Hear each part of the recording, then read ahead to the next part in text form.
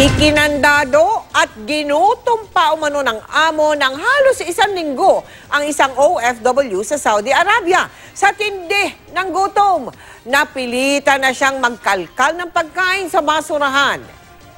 Babala po, maselan video inyong mapapanood. Nakatutok si Rafi Tima. Gutom na po talaga ako. 6 na araw na po ngayon. So, kakain na lang po ako dito yung nasa basura po yung tira nila. Kahapon sa basurahan na lang nagkalkal ng makakain.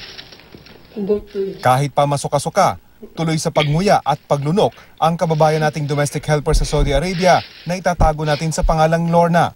Pinilit niyang sikmurain ang pagkain mula sa basura, mapawi lang ang gutom na 6 na araw na niyang iniinda. Pinagdakan mo na ako hanggang sa isang linggo.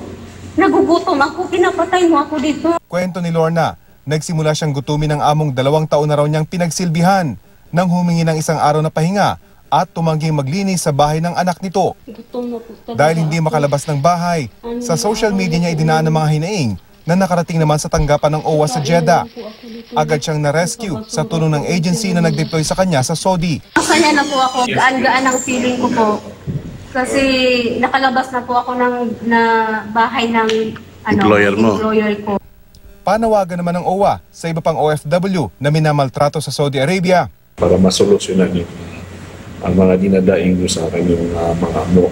Iwasan muna natin tumakas kasi meron tayong mga kababayan na state na nagmamadali, lalo na napadili ang pag-uwi dahil kinakasuhan sila ng amo na pagnanakaw. Inaasikaso na ng OWA ang pag-uwi sa Pilipinas ni Lorna.